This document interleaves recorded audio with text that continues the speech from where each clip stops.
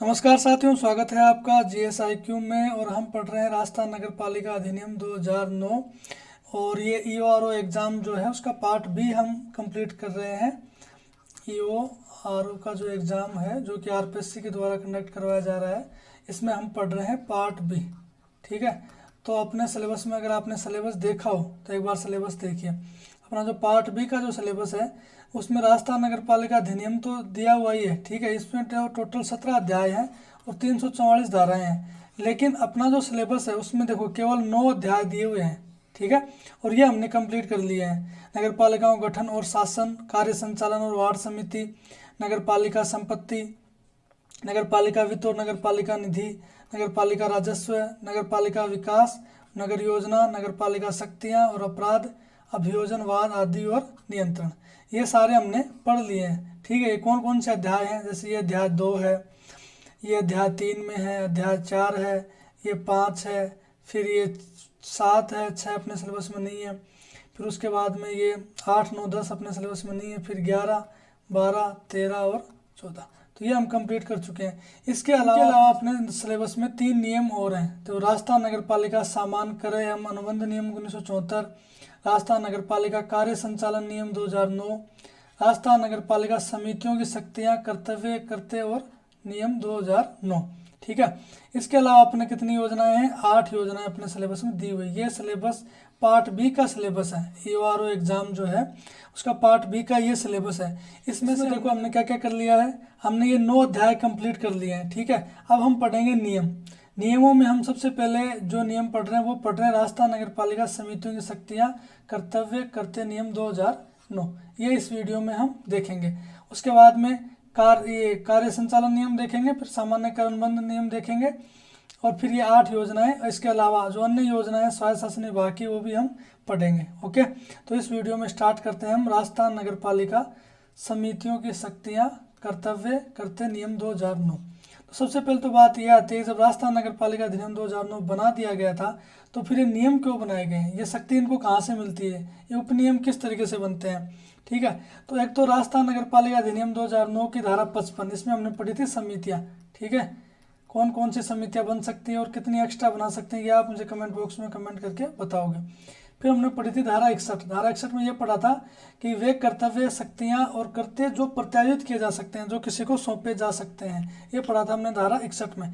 तो धारा 55, 61 और 337 के अधीन अपने को क्या मिलती है, इनको शक्तियाँ प्राप्त होती है नियम और उपनियम बनाने की। ठीक है, तो ये समितियों के बारे में नियम कहाँ से बनाते हैं? धारा 337, 55 और 61।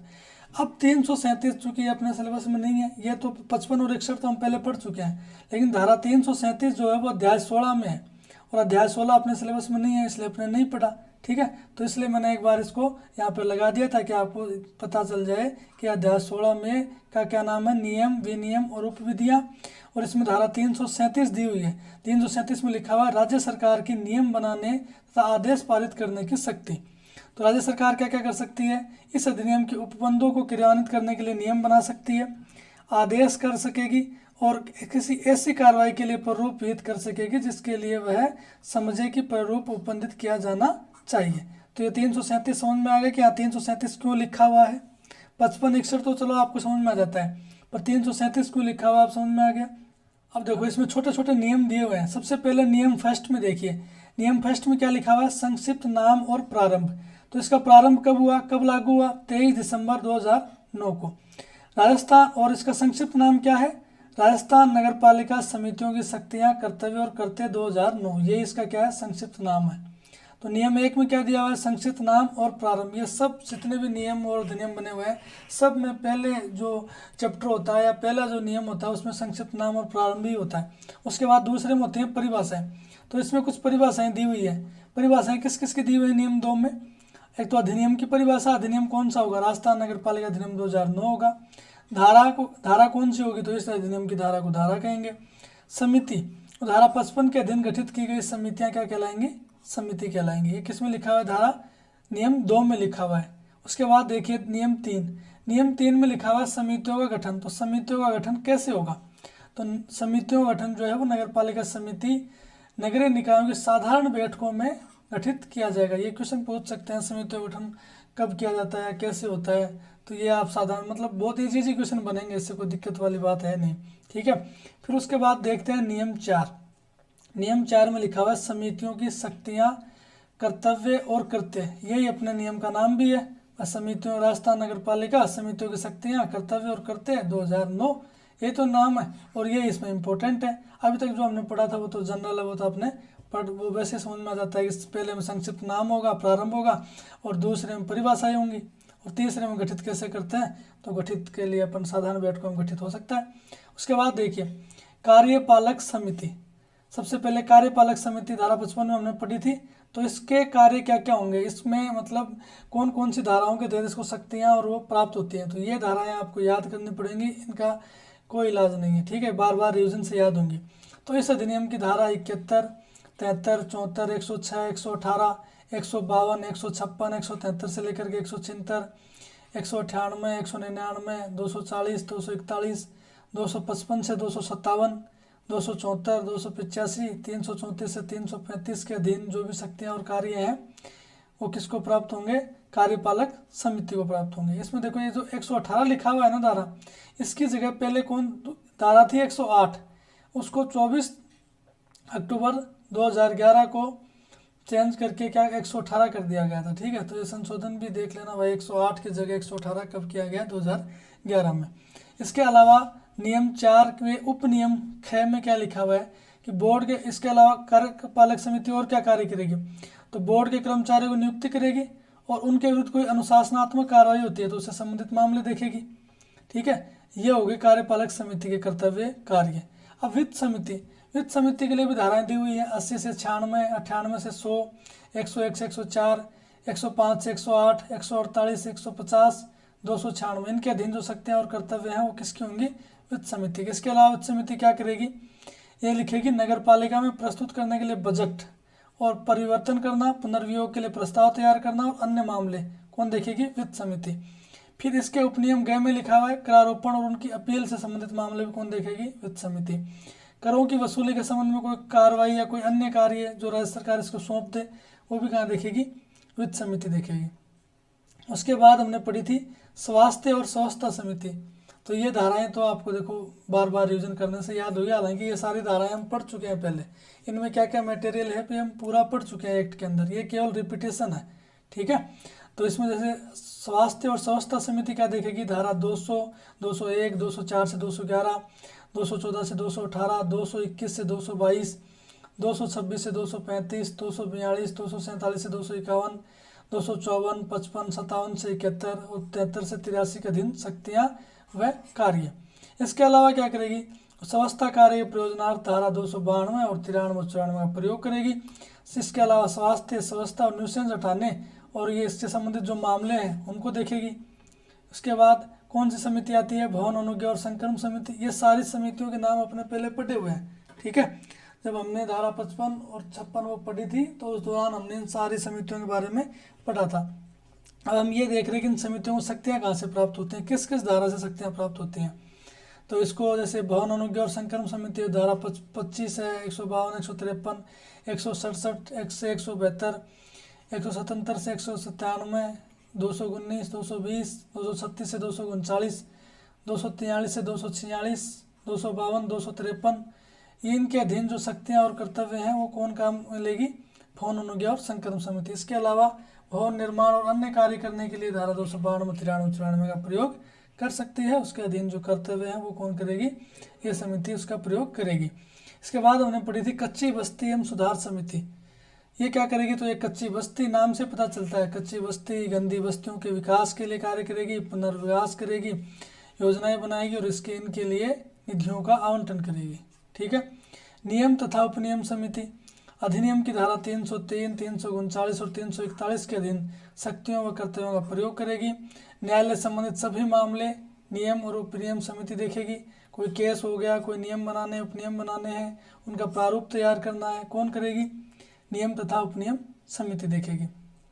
अब देखिए अपराध प्रशमन और समझौता समिति।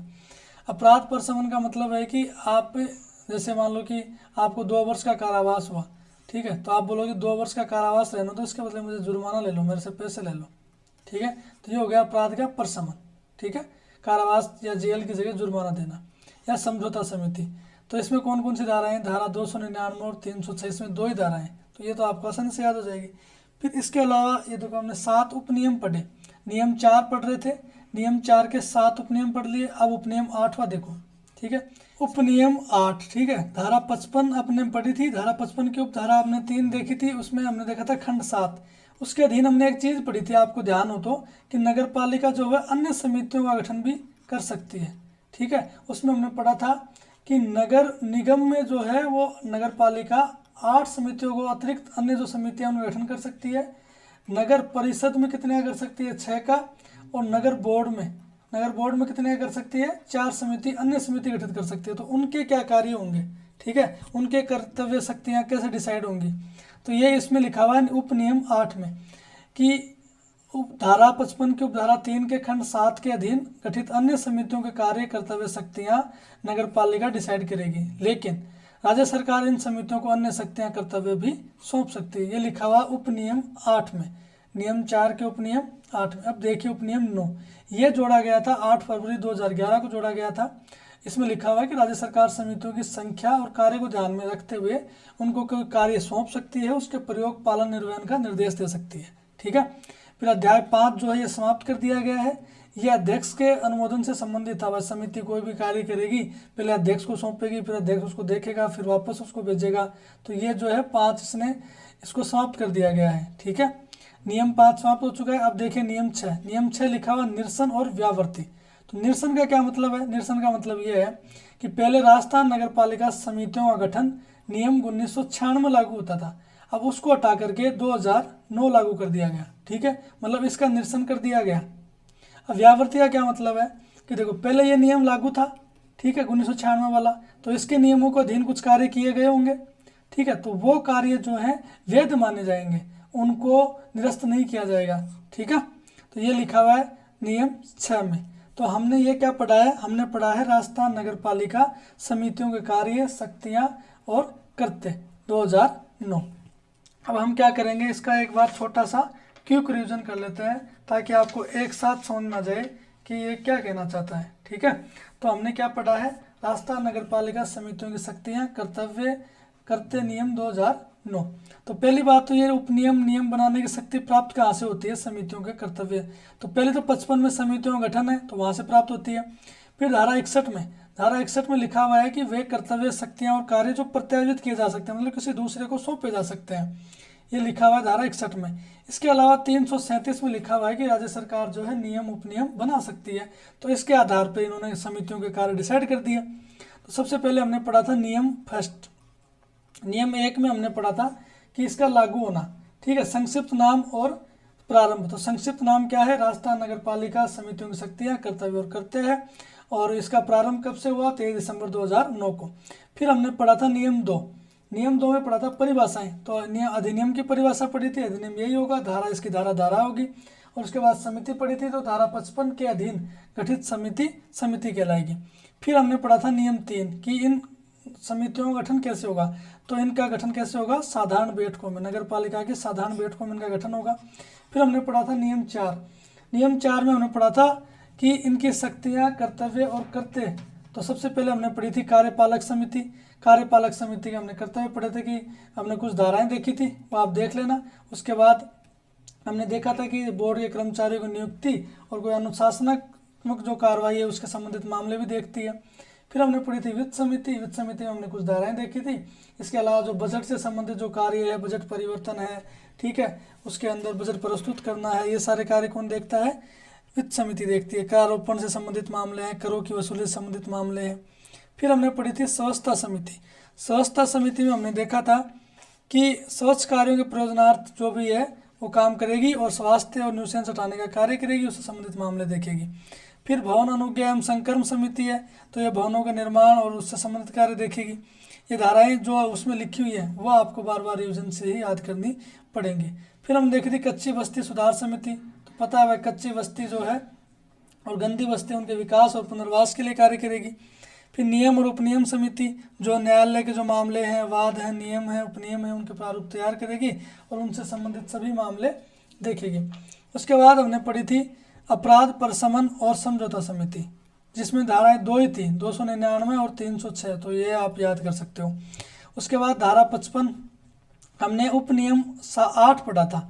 उपनियम 8 में हमने ये पढ़ा था कि धारा 55 की उपधारा 3 का जो खंड 7 है वो ये कहता है कि नगर पालिका अन्य समितियों का गठन कर सकती है। ठीक है, तो उन अन्य समितियों के कार्य क्या होंगे वो किस में लिखे हुए, नियम 8 में, और नगर पालिका डिसाइड करेगी और राज्य सरकार इसके लिए उसको अदर कार्य सौंप सकती है। फिर पढ़ा था नियम 9। नियम 9 जो है वो 8 फरवरी 2011 को जोड़ा गया था, ये याद कर लेना आप। ठीक है, इसमें क्या लिखा हुआ है कि नगर पालिका समितियों की संख्या और कार्य को ध्यान में रखते हुए उनको अन्य कार्य सौंप सकती है, उनका पालन करवाने के लिए कह सकती है। फिर नियम 5 को समाप्त कर दिया गया है। ठीक है, ये अध्यक्ष के शक्ति से संबंधित था। फिर हमने पढ़ी थी नियम 6। नियम 6 में लिखा हुआ था निरसन और व्यावर्त्यान। निरसन क्या था, तो निरसन ये था कि पहले राजस्थान नगर पालिका समितियों का गठन नियम 1996 में लागू होता था, उसका निरसन कर दिया गया। और व्यावर्ती ये है कि इस नियम के अकॉर्डिंग जो कार्य किए गए थे पहले उनको वैध माना जाएगा। तो ये हमने पढ़ लिया है राजस्थान नगर पालिका समितियों की शक्तियाँ, कर्तव्य, कर्तव्य और नियम 2009। तो आई होप कि आपको ये वीडियो समझ में आया होगा। ठीक है, तो ये वीडियो आपको समझ में आया होगा और आप इसको, आपके जो भी सुझाव है आप कमेंट बॉक्स में कमेंट करें। और दूसरी बात मेरे को ये बताएं कि जो पार्ट बी है उसका मैं एक 900 क्वेश्चन का सेट लेकर के आ रहा हूँ। प्रत्येक चैप्टर से 100 क्वेश्चन होंगे। ठीक है, और 900 क्वेश्चन तो इसके हो गए, 100 क्वेश्चन आपको नियम, उपनियम और योजनाओं के मिल जाएंगे। ठीक है, तो ये जो आपका चार्ज रहेगा ये 199 का रहेगा। जो भी आपके इच्छुक हो ज्वाइन करने का वो मुझे GS भारद्वाज, मेरी ये टेलीग्राम ID है, इसके ऊपर पर्सनली मैसेज कर सकता है। कमेंट बॉक्स में आप कमेंट बॉक्स में कमेंट करके अपना इंटरेस्ट है, जो इंटरेस्ट है वो दिखा सकते हैं। ठीक है, मिलते हैं नेक्स्ट वीडियो में। धन्यवाद।